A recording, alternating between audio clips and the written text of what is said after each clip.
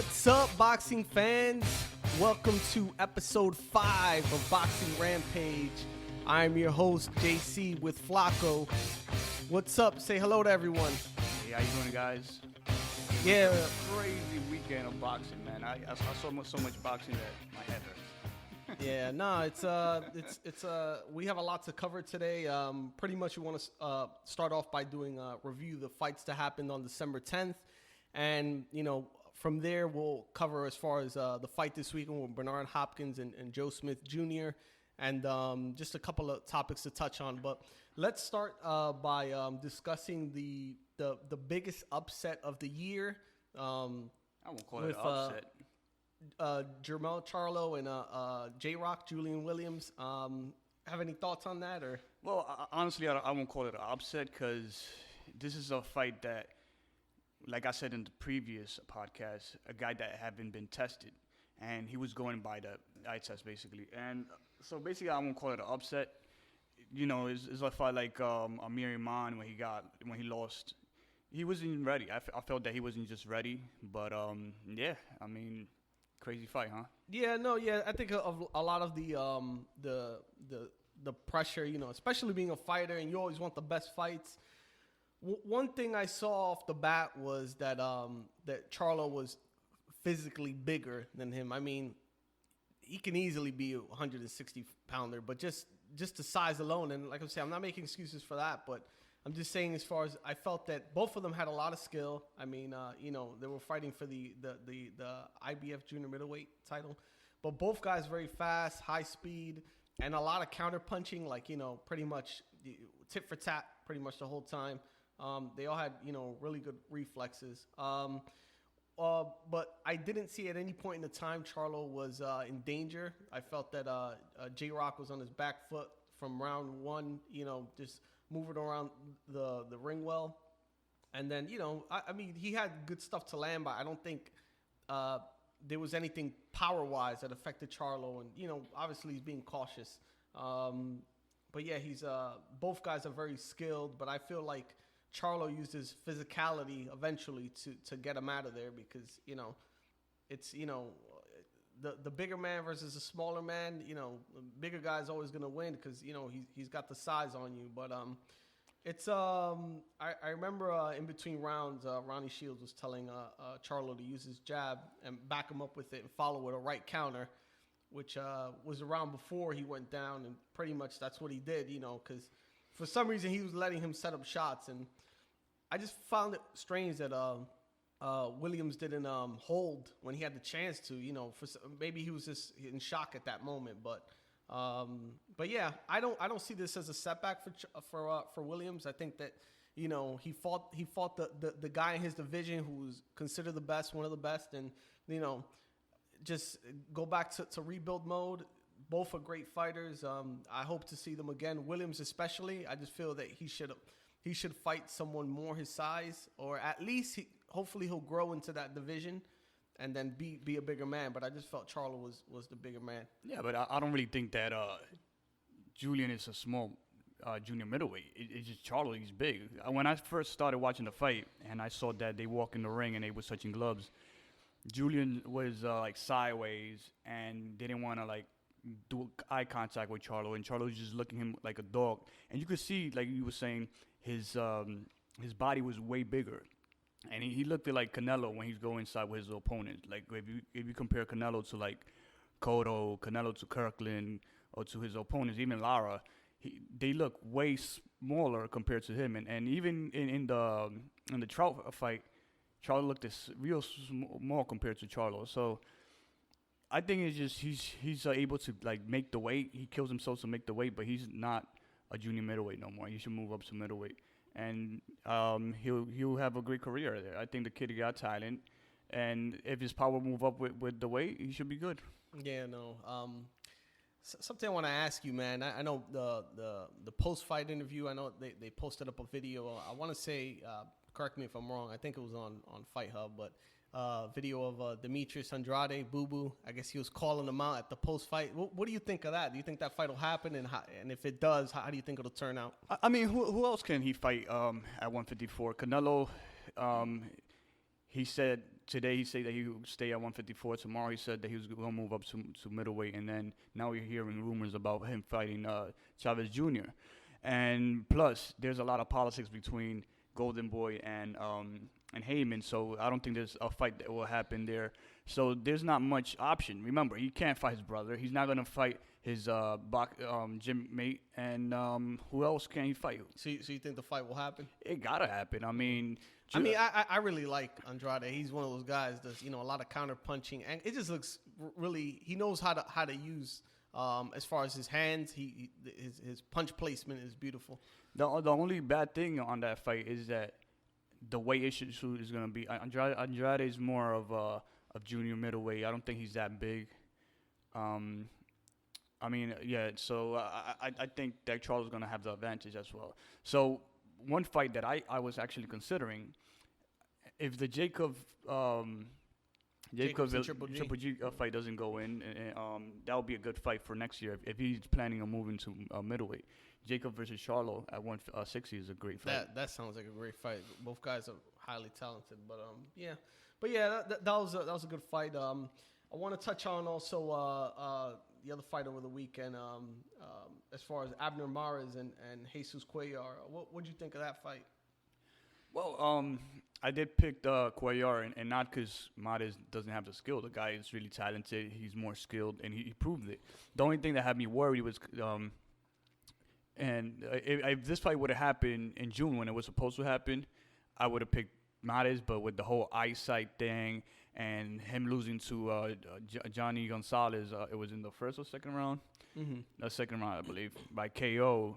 I thought that Cuellar power was going to be a threat, but he proved that, and I think it's a good thing that he matched up with Robert Garcia. Yeah. It looked like they team up well, and it's working for them. So I want to see more of Mares. Yeah, no, definitely. Like, I saw the fight. Some people online were saying that, they shouldn't have won the fight or it was close. Like, I mean, he fought Leo Santa Cruz, and that was a close fight. And I think that he was, it was close depending on how you scored it, but he fought a guy who's, one of the toughest guys in his division. But as far as Mares, I thought he boxed beautifully. He was being very cautious, being smart, real smart fighter. He didn't really, because I know Cuellar was trying to engage, be aggressive, and he would engage with him, but he would know enough to, he pretty much was stealing rounds from him. So, so pretty much, now, pretty much he's WBA featherweight, so champion. So I mean, regular WBA. Yeah, yeah. All these little titles they have on the side, then affect that. But pretty much, yeah. That's. I hope to see more from Mares. I think he still has more in his career. I don't think we can really. You have to think that if you fight the best early, then people want to count you out. But I think there's more to him. I think more great fights will come from him. And that's what I'm saying. Sometimes you can't really engage too much with other fighters. If you get too, if you get too aggressive, then you're gonna wear it on your body faster. But I really like the way he boxed really well. I want to touch on now the other fight over the weekend, big fight. We all knew how it was gonna go because it was pretty one-sided. But I just like I mean, I was impressed about the whole thing, and that's the Anthony Joshua and Eric Molina fight. Man, Joshua looks impressive in shape. Like, Joshua looked huge. Like, his legs, this dude looks like a monster. Like, yeah, he's a built heavyweight, and we don't really have guys like him other than Klitschko, but Klitschko's now is on his 40s, built like that, so, yeah. So, he's more like a model of back in the days heavyweight. He's a poster boy, yeah. He looks like what the ideal, like if you pictured a heavyweight, and there should be a picture of Anthony Joshua. Like, that's what you think a heavyweight looks like. This big, strong guy, yeah. Not like no overweight guy or anything like that. Like Andy Ruiz. Yeah, like, hey, yeah. But as far as that, it was a TKO in the third round. Obviously, they've already prepared the Klitschko fight. Both guys match about the same, both 6'6". I don't know what weight Klitschko comes in at, but I know Joshua's normally averaging about 230 plus pounds. But yeah, that was a great fight. And it was a one-way, but you touched on Andy Ruiz. So what would you think about that fight? Before I touch up on that, for those people that mentioned that, how was it possible for Eddie Hearns to make the Kell Brook a Triple G fight in one day. He just made AJ versus Klitschko in biggest freaking fight. 30 seconds. 30 seconds. while they did like a little post interview, and that's it. It was done deal. But yeah, going on the Parker Ruiz. For me, it was a close fight. I think Harold Letterman had it more for Parker. But I actually thought it was a close fight, and I actually scored it a draw.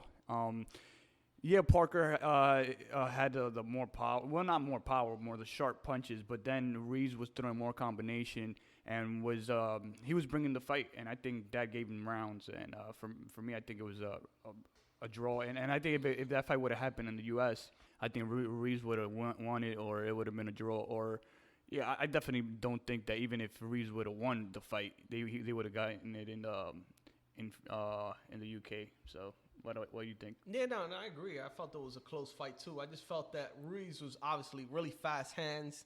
At times, he was being more aggressive. But I think one of the reasons they didn't give him the fight is I just felt that Parker found a way to neutralize his attacks later in the fight. And one thing about Ruiz, we all didn't mention, but his conditioning was really well. I didn't see him get tired or anything like that. I mean, obviously, you're fighting 12 whole rounds, but I think he kept the fight, and that shows that, he did well to prepare in the fight. But this fight was really good. Just like you said, it could have gone either way. But I think, likely if they're smart, they would warrant, do a rematch for this. So yeah, I mean, Ruiz was he lost like 40 pounds. He's able in Big Bear, and I think it's working for him. And I think this is a first camp with Abel, and he's still not done. I think that he should fight maybe in Ariola to get back in the mix, and Parker should fight the winner of Pavekian versus Bermain Stabern. So so they could move on and rank again. I don't think you could just take out Ruiz out of the equation as yet. I think he's he could box. He got really fast hand speed. And he got hard. He brings it, and he put on a show. It wasn't it wasn't the best fight of the night, but it was a good fight. Yeah, man. A lot of fights going on over the weekend. Another fight, which was a lot smaller market. I just felt so many good fights were going on this weekend that no matter who fought this weekend, there was just so much competition for press that a lot of good things happened, but, we got to touch on them. So, also Julio Cesar Chavez Jr. fought Dominic British. That was like a tune-up fight, I think. He got the decision, but the most interesting about the fight was the post-fight interview when, they asked him pretty much who he wanted to fight next. And, obviously, I guess, I don't know if it's true or not, but he says, he's interested if they put in the Triple G's in there or Canelo. What do you think? Do you think that fight will happen or? As far as I heard, Golden Boy are confirming that they are in the talk of a fight with Canelo for May. And when it comes to May the 5th and everything that it brings, I think it's a great fight. I think Canelo's a big boy, and it should be a good fight. Interesting fact that I'm pretty sure a lot of people know this, but did you know that Julio Cesar Chavez Sr. is Canelo's godfather? Yeah, so I think, maybe it's out of rivalry, one godson and another son, fighting over there. But this is a fight that been mentioned since for the longest, since he was at middleweight and he was the middleweight champion. Then, he fell off and he tried to go all up to heavy, like middleweight. I mean, light heavy, yeah. That's what he fought with. So like heavyweight and from Farah. Yeah, it didn't go well for him. So now he just fought at super middleweight, and supposedly if the fight happened, it will be at 165, which is super middleweight. Yeah, no, I think it'll be a good thing, but I think I see that more as a novelty fight. I don't see it as a fight that I honestly think if indeed, and I think it'll happen, if Canelo is going to fight Triple G, then I think that's a fight that he should get out of the way first. Obviously to use weight to his advantage if he should do it at 160. And then after he fights him, then I would, if possible, then just fight Chavez Jr. But think about this. Canelo have never fought a guy that he walks in the ring is same size. If he fight Chavez Jr., and Chavez Jr. is not the most skilled boxer out there, but he will definitely be the bigger guy in that night. Even though Eric Gomez said that if the fight happens, they're gonna have a hydration clause. But at that night, they're gonna be both maybe the same size or equal size. So do you see a chance of Canelo getting hurt? Because Canelo been hurt before by Cotto's brother. Yeah, Cotto Jr. Yeah, so I mean, and that's like the biggest puncher that, in my eyes, that he had fought. Like, he don't really fight punches. Like, his team always avoid punches, and I'm not hating on Canelo. I think he's great for boxing. But yeah, I mean, do you think that Canelo could just walk through Chavez Jr.? No, I see it. I don't see it more as I'm thinking it from the business side. Like, especially for such a large Mexican fan base, if they put that fight together, that'll produce a lot of money. Because that's what I'm saying. Canelo's more of a cash cow. So you have to put fights together that produce money. And I think, that's one of the reasons it has to happen. But I don't see it as a fight that's going to solidify his legacy. I mean, let's be honest here. I mean, a lot of the opponents that Chavez Jr. has had are just, with all due respect, are just contenders, I would say, So I don't think it's something. I think it's something that should happen just to generate money, but I don't think it's really something that needs to happen as far as to stamp his legacy. And his career, but think about this. Chavez Jr.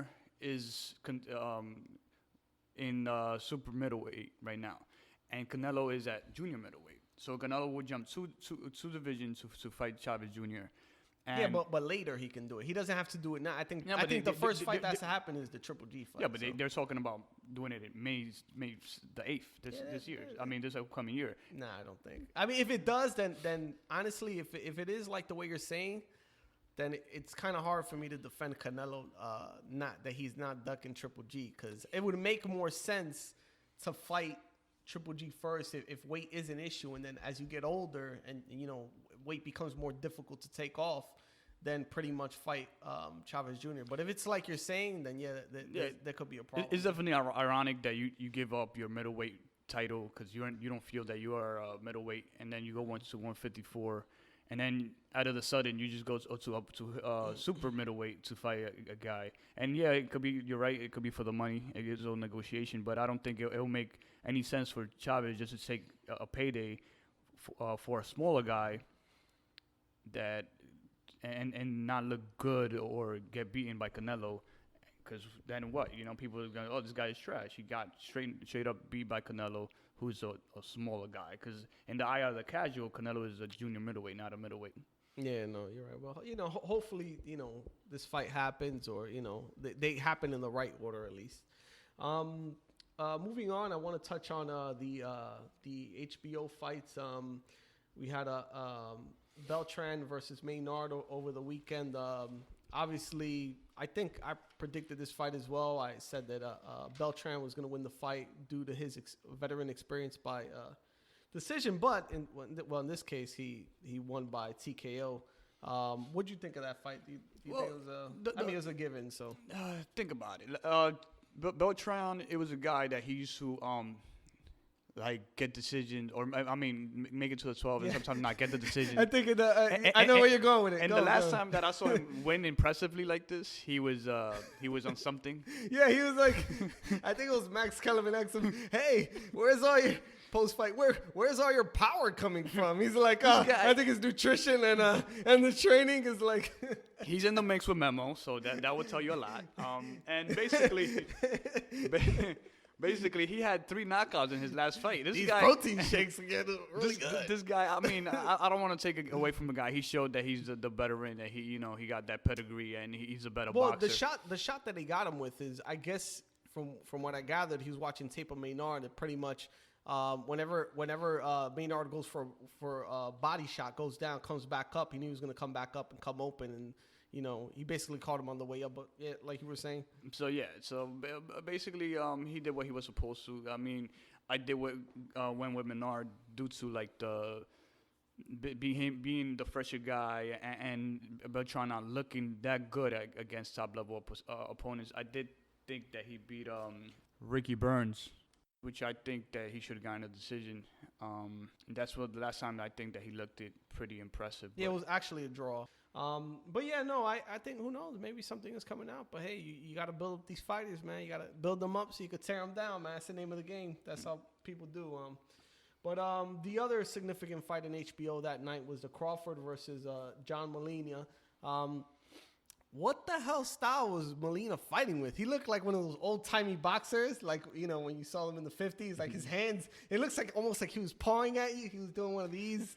For me, it was more of a showcase. I don't really think, I went back last week and I said that Crawford's going to knock him out in the 5th, I believe. And then I saw that Molina miss weight, which is rare for Molina. That's not the Molina that I know. And I think that he had more a way of selling himself, promoting himself, and I think that was his plan. Because I did heard after that he tried to make the weight and came back at 140. First he came at 144, then he came back at 143. And I think it was more of a showcase. I don't think he had a chance. He knew he had a chance.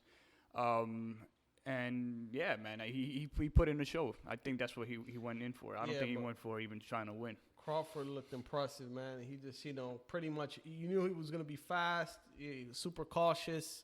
I think after a while, he knew that the headshots weren't working. I just like the way he put it together towards the end. Body shot, headshot, body shot, and just, you know, got him out of there. So, yeah, that's pretty much. It was funny because before he got knocked out, he was talking to him saying, "Oh, that's all you got." It reminded me of Jerry versus Pacquiao when they was about to leave him out of the cage, and he got dropped right there and then. Let him out of the cage. So that was pretty funny. That's all you got. Yeah, I just think that Molina just tried to put in a show and showcase himself. Yeah, I think that Heyman did pay him some money in the side, and even though he lost some money for not making weight. Yeah, I mean he evened out. So if any fighter deserved it, then you know he definitely deserved that fight because Molina's been fighting. You know, he comes back from losses, but you know what I'm saying, he still has it. He has. It just seems, you know, he's like one of those fighters that is good enough to fight a lot of B-level talent, but when you put him against an A-class guy, then you know, then it obviously comes up short. But yeah, he's a gatekeeper. He's not. Yeah. He's not top level. I mean. Yeah, still they're still trying to rebuild for all of them. Talking about the UK fights, like Ortiz versus Allen. Ortiz haven't looked that great. He didn't look great in his past fight. He didn't look great in this fight. I think he's getting old. I don't know if it's the style. I don't know if it's because he moved to the UK or maybe he needs to go see Memo. I don't know. Or maybe he got to see Memo again. Cause, man, he's not looking good. I mean, it took him 7 rounds to take this kid away. And I'm not taking anything from Allen. He was moving around.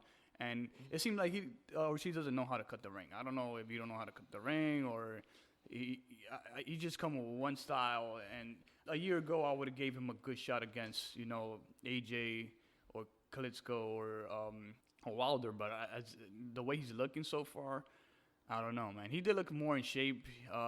You know, he just fought last month. So I think he did what he was supposed to do and take out Allen out. We also got the Kylan Smith fight that he fought. Blackledge. Kylan Smith is, for those who know, is Canelo's last opponent. Liam Smith. So Callum is Liam Smith's brother, and he looked really impressive. He's fighting at super middleweight, and he took him out in the 10. He was like one-sided fight. I didn't see anything from Luke and. Moving on to the fight of the night for me was the Chisora Whyte fight. That fight for me had potential to be the fight of the year for me, but I think that they both gassed out Chisora a little bit more at the end, and it took away a lot of the steam for it to become the fight of the year, but or to contend at that level. But it was a real interesting fight. I think that for me it was the fight of the night. They both took bombs. It was a fight that I won't mind watching a rematch. But so far it was a really, really impressive fight. That's how big that Christmas present was. Like, it was a lot. Like, there was so much to cover. So that's pretty much all the fights that happened over the weekend. So I guess if you want to, we could just go into. Do you want to talk about the Povetkin Bermain Stavern, or you want to jump into the B Hop and Smith? Before that, I wanted to talk about December 19th. We got the whole Triple G versus Jacob Presbit. Yeah. And I wanted to know what are your thoughts and what's going to happen. You think that K2 will win that bid, or you think that Heyman team or anybody else. Rock Nation might win it. Who knows? But what will be the destiny of these guys? Because remember, Triple G is locked down with HBO, and he can't fight in any other network than HBO. So he might. Danny Jacobs is a PBC free TV guy. Yeah, he's a free TV. He can fight anywhere. So I could see Triple G, maybe giving up his belt not to fight in another network unless that HBO give him like some kind of allow him to do it for one fight just to defend his belt. But what are your thoughts on that?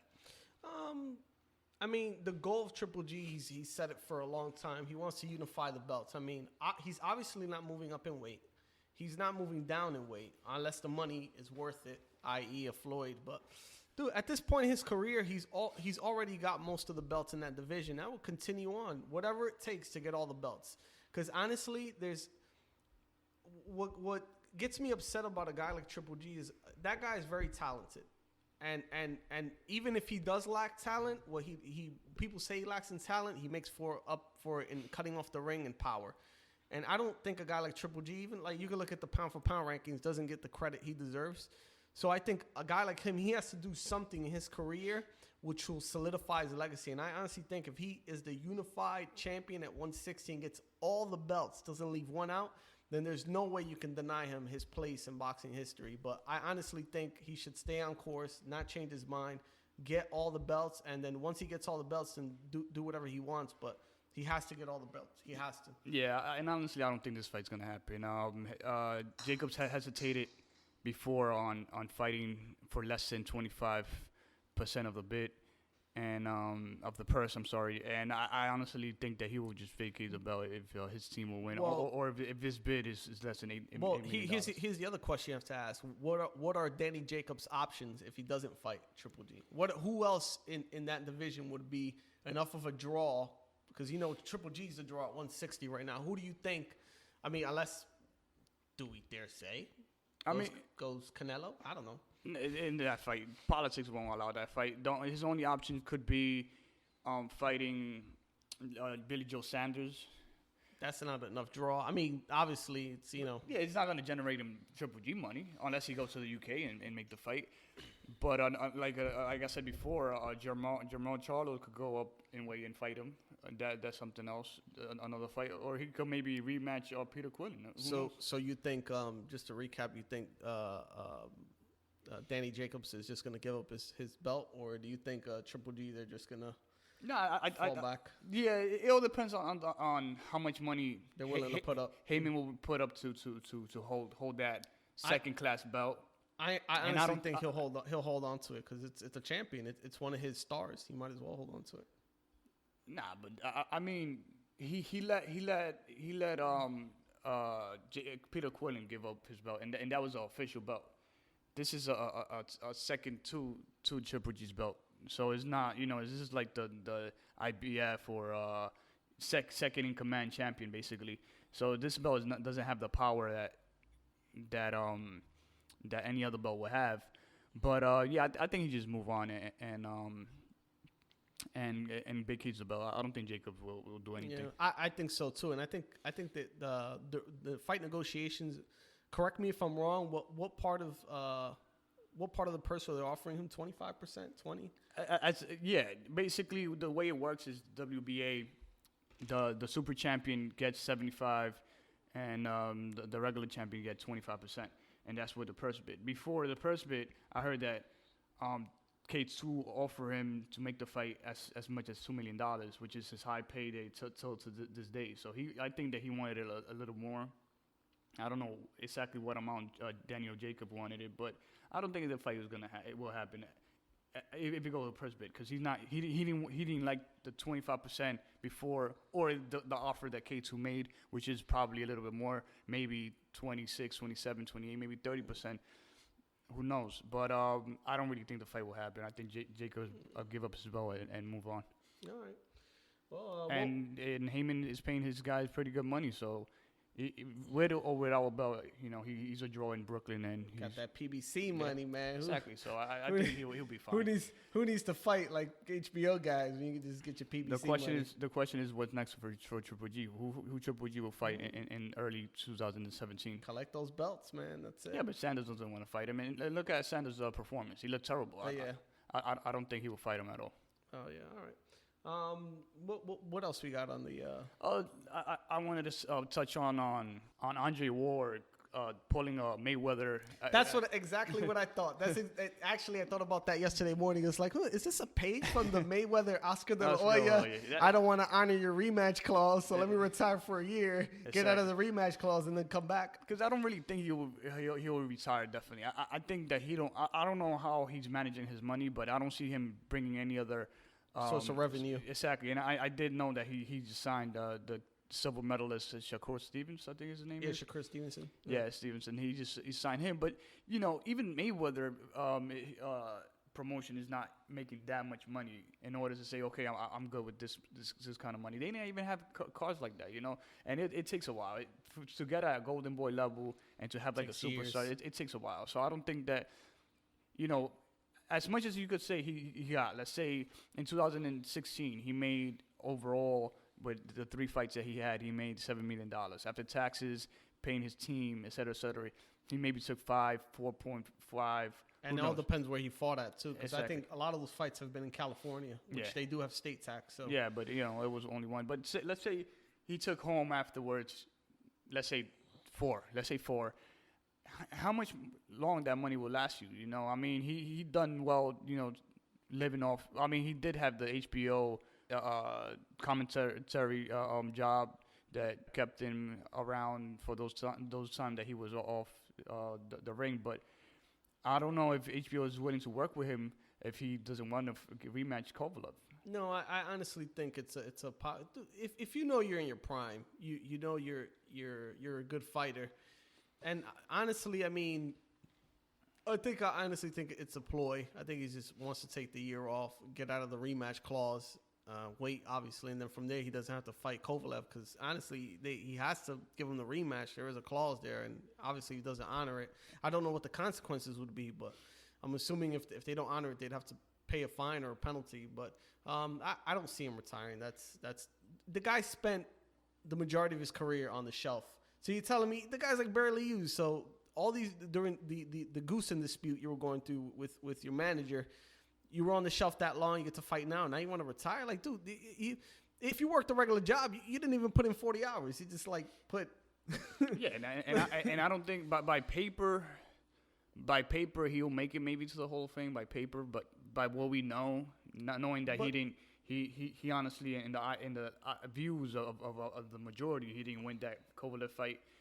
I don't really think even the HBO rankings, they're pound for pound list. He didn't move up or down, so it just shows that people. And I don't think so either. I don't think his performance was enough to put him at either 1, 2, or whatever rankings they want to put him at. I don't think it made it better. I don't think the performance deserved a bump up. Yeah, I don't think he's there yet. So let's see what happens. But for me, he's just like you say, he's putting a card from the Mayweather. Oscar De La Hoya fight that he didn't want to rematch him, so he just waited out. And yeah, that's another thing. He might lose some more money from the negotiation. So, and Mayweather had to return back because he gave up a lot of money to Oscar because he didn't want to fight him. So I see it going the same way. I don't think that he's really retiring. He'll take probably a year, and he like taking those long layoff and maybe fight a guy like Adonis Stevenson in 1 year from now. If Stevenson's still fighting at 50 years old. Fights me Adonis Chickenson. So, yeah, what else we got? Pretty much the Bernard Hopkins, or if you want to talk about the Bermane Stavern fight with Povetkin, it's up to you.